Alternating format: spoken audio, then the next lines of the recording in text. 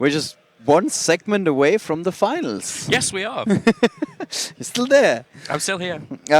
What was the match like? The match was great, really exciting, kind of fast-paced, a lot of things happening, just all of a sudden like, oh, plot twist.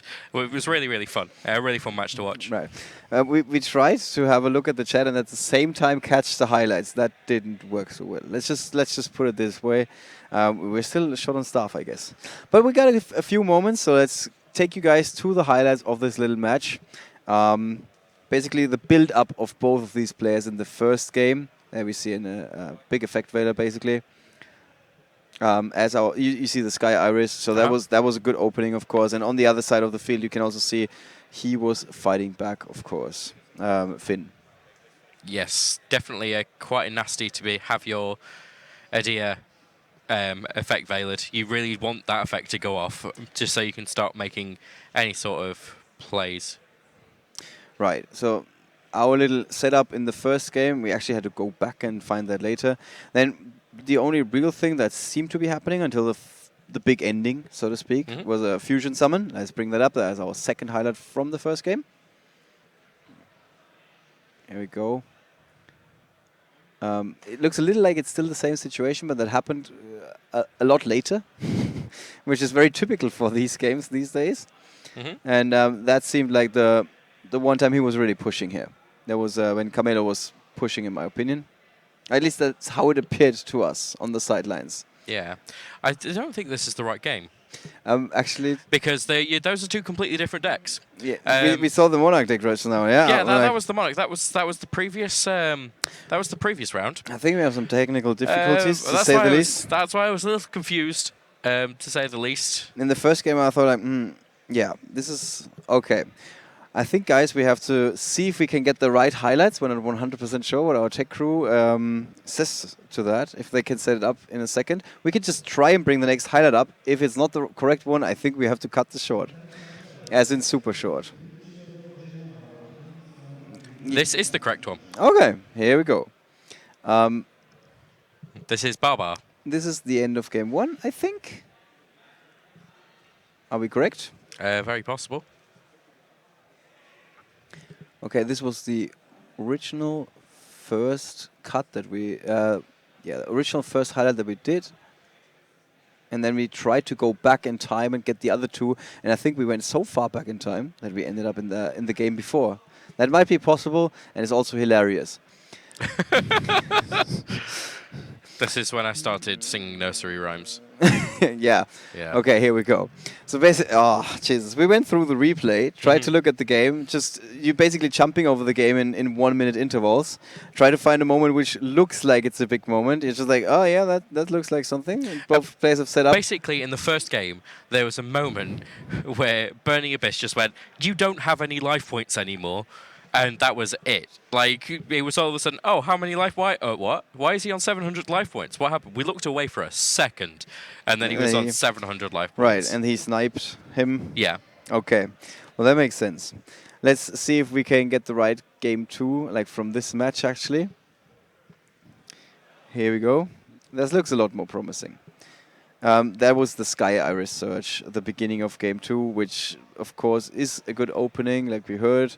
Sky Iris, one of the best cards in the deck, opening you up to so many lines of play. Yeah, I mean, he has every single search card you'd ever want, plus the draw card that you want as well. Yeah. So it was going really quite well for him, and at that point he got the Odd Eyes Fusion as well, didn't he?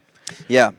So he was setting himself up some big plays. Right. Speaking of those big plays, let's bring those to you guys. The second highlight from the second game, that is basically when he was setting up all of his negate effects that tell the opponent, nope, you're not going to play.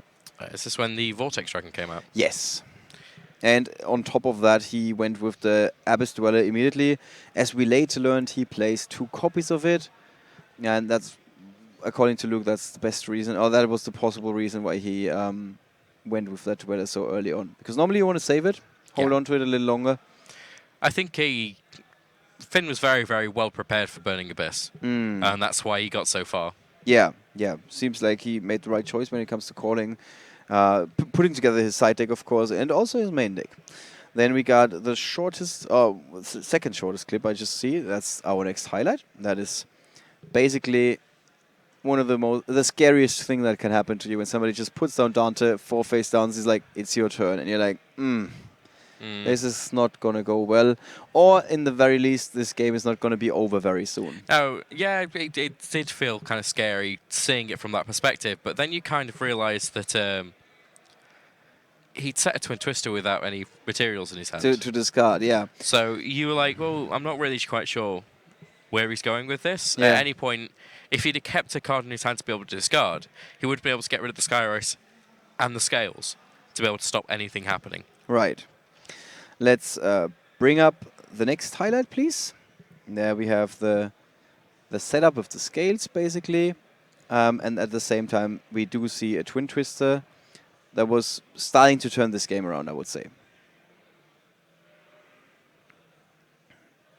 There's the setup. And the Twin Twister... yeah, he goes drawing. That is basically when he says, okay, I'm now taking control of this game. Yeah. And we did write down Twin Twister. I think that Twin Twister was already played. It was actually a Typhoon. Typhoon took out the Skyros. Oh, right. Stopping him from being able to use it. And also then, I believe he then had to play his Twin Twister. Right. We have just 2 more little clips from our second game. Let's bring up the next one. That is where Solemn Warning was putting in some work right there. I think the Solemn Warning is actually already flipped. So, yeah, we went a little bit too late into it. But, yeah, you can see that was basically what happened there. Summoning attempt, Solemn Warning. And then we have our finish for the second game. That is our next highlight clip where Castell basically wrapped things up. And then it was 1-1. And it was anybody's game, really. Yeah. At this point, Abyss Dweller was sat with its effect on the field, so he could have just got rid of the Dante any way he really wanted to and still won that point. Yeah, it certainly looked like that. You also say you had a couple of options to go there, yeah. Yeah. All right, then let's take you guys to the third game, the deciding duel between those two guys. We have the first situation where he's attacking the back row, basically. And, well, not the worst hit, I guess. And that was basically the setup in the third game. That was, again, painting the picture of the things to come for the Pendulum deck. He was starting to draw his little writing on the wall. Yeah. He was literally like, oh, yeah, okay, I got rid of the Twin Twister. But he's got another Twin Twister. He always has another Twin Twister, because that's just how it works. Yeah, he was really flooding the field with those cards. Then we see in our next highlight how Finn is basically losing his entire field. I think we cut that correctly. That looks good and promising. At first, this seemed like a very balanced situation with both players having some sort of field control, and then all of a sudden, not so much anymore. Yeah, big old Vanity's Fiend saying you're not allowed to special summon anymore really, really hurt Finn. Yeah. And of course, he had the perfect comeback in hand at that moment. So even if we would see another situation where it would suddenly, the entire field would be wiped, he could come back again. Yeah. And I guess that's what he did. Yeah. Which is our last highlight, of course. The finish, basically going to the handshake in that last game. That would allow Carmelo to advance to the finals and maybe become the Skyros. Yeah. And maybe become European champion 2016. What's your guess? Who's going to take this one? Samir or Carmelo? It's a good question, really. They're both incredibly kind of strong players. Yeah, if we take another look at how they ended up in the finals, the tail of the take, so to speak, we're going to notice that both of these guys had to go up against some of the toughest competition, really. Just going to see if we can bring that up for you guys. Here we have Carmelo's player match history, I think. Here we go. So let's bring that up for you guys on the screen. Here we go. Those are just starting from the top 64. He did kick out Aris Samaras, a player that we had on our radar the entire day, because he's playing Solkin Monarchs, and we thought that would be interesting. Went up against Alexander Rauch and Oskar Josefsson from Sweden with Demise Cosmo. Demise Cosmo twice, 3 times in a row, almost Yep. in a row, almost in a row. So, well, Was well prepared for it. yeah, definitely.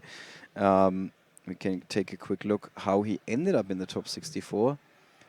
We see Lorenzo Roma there, who we had in our feature match just now. He lost to him. We got Fire King Cosmo player. That is Jan Speaker. Yannick Gieser was the opponent the round before. Phantom Knights Burning Abyss. Jonathan Rogers from the Netherlands was playing Cosmo, and Antonio Giacomo Burning Abyss. And I'm just looking at his opponents in day 1, and quite honestly, I don't remember or recognize any of those names.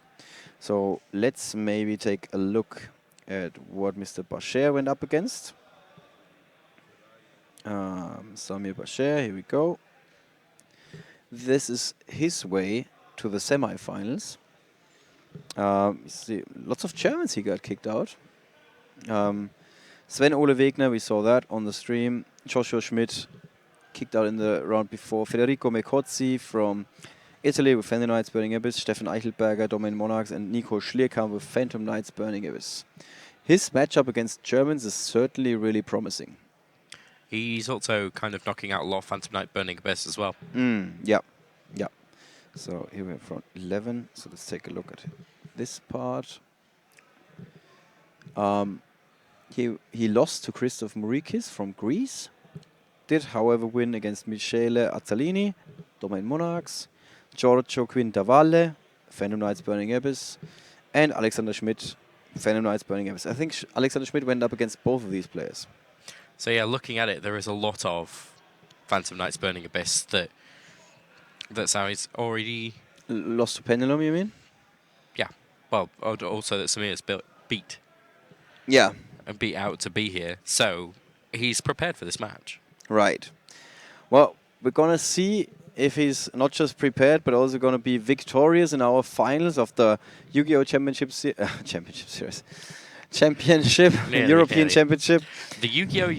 European World Championship Qualifier 2016. Yeah, exactly. That. Euros 2016, which is when we're going to be back. In actually, both of these guys, of course, almost ready for the finals. We're just setting the stage right now, and then it's going to be finals time. It's going to be time to duel. I'm not going to go crazy right now. I'm going to save it for later. So don't go anywhere, guys. Just stay with us, and we're going to be right back with our last feature match of the day.